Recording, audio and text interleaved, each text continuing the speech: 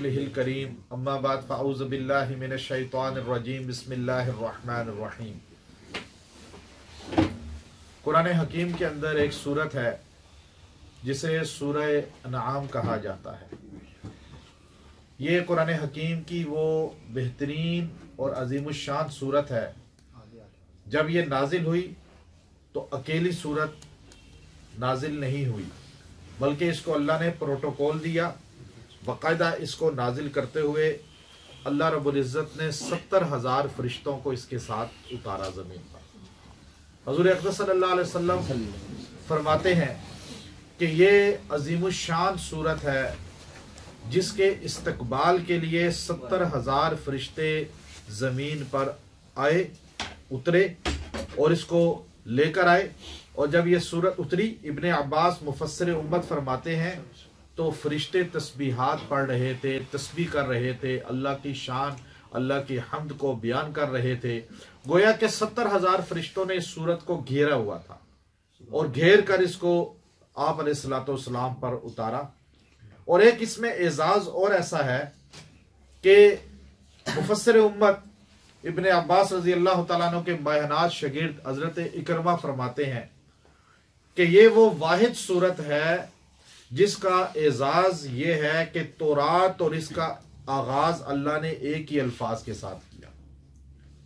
तौरात जब अल्लाह की किताब नाजिल होती है तो वो शुरू होती है अल्हम्दुलिल्लाह से, और अल्लाह ने वही आयत करीमा जो इस सूरा के अंदर नाजिल फरमाई, वही आयात करीमा तौरात के इब्तिदा में भी नाजिल फरमाई।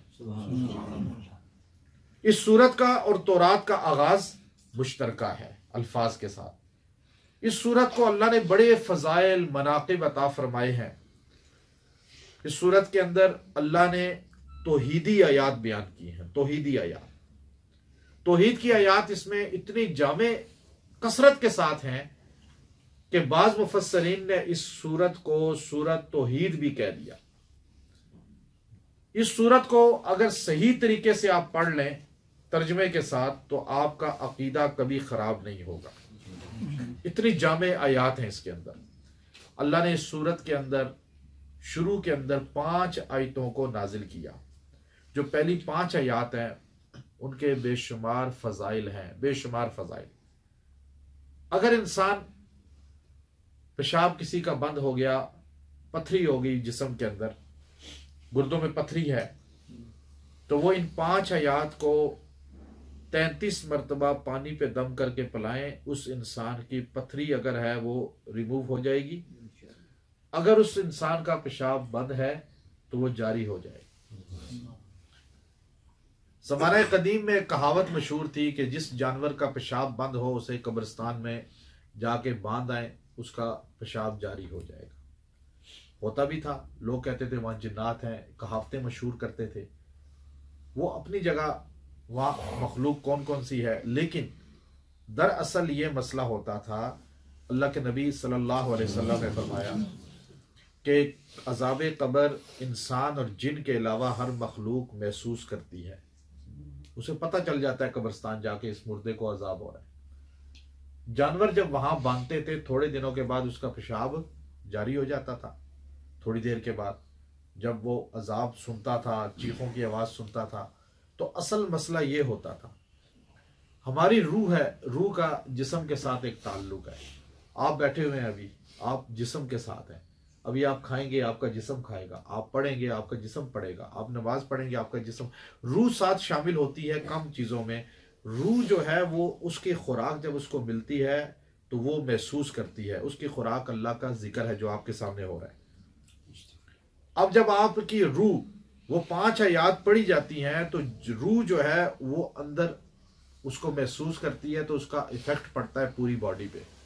फिर इंसान के मसले हल होते हैं। ये अमलियात है। ये असल आप इलाज के लिए आए हैं। अब आपका इलाज के लिए आना ये रूह का ग़ज़ा है। अगर देखा जाए अमलियात जो है, ये वज़ाइफ और ये चीज़ें जो है, ये रूह की ग़ज़ा है। अब आपको मैं चाहूँ तो गलत अकीदे की तरफ भी गुमराही की तरफ डाल सकता हूँ, चाहूँ तो आपको ये जो आपके सामने बातें की हैं, ये हक और तौहीद की, ये भी कर सकता हूँ। अब इन दो में असल आपका फ़ायदा कहाँ से होगा? जब आपकी रूह को खुराक मिलेगी। किसको खुराक मिलेगी? और रूह की खुराक क्या है? अब आप देखिए सूरह इनाम, आपका मरीज है, कोई लाइलाज मर्ज में पड़ गया है, आप उसको रोजाना बारिश के पानी पे दम करके एक बार पिलाएं और 40 दिन पिलाएं, रोज पढ़ें। आप सूरह इनाम को देखेंगे कि आपको ये पढ़ने से ये फायदा होगा कि आप 40 दिन ये सूरा का एहतमाम कर लें, इंशाअल्लाह मरीज का मर्ज गायब हो जाएगा। बहुत अल्लाह ने इसके अंदर तासीर रखी है। ये अल्लाह रब्बुल इज़्ज़त की तरफ से इनाम है, सूरह इनाम है। अब आप इसको अपना मामूल बनाएं। इसकी 5 आयात आप कसरत के साथ पढ़ें। ये शुरू की आखिर की? शुरू की 5 आयात, जो पहली शुरू में 5 आयात है। आप सल्लल्लाहु अलैहि वसल्लम जो है सहाबा को आमाल की तरफ लेके जाया करते थे, तो इसलिए आमाल आपको बताए, मुख्तसर आमाल हैं। 5 आयात सूरह इनाम की, आप इसको कसरत के साथ पढ़ें, हिफ्स कर लें, आप इसको अपना मामूल बनाएं। इसमें अल्लाह की वहदानियत है, अल्लाह की तौहीद है। अल्लाह हमें अमल की तौफीक अता फरमाए। व आखिरु दावाना अनिल हम्दुलिल्लाहि रब्बिल आलमीन।